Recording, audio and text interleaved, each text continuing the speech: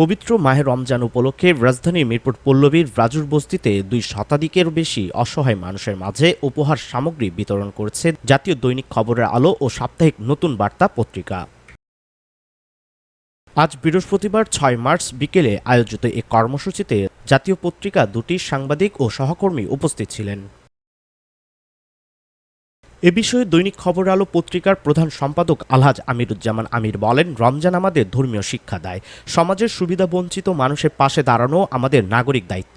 দৈনিক খবরের আলো সবসময় মানবতার পাশে রয়েছে এবং ভবিষ্যতেও থাকবে।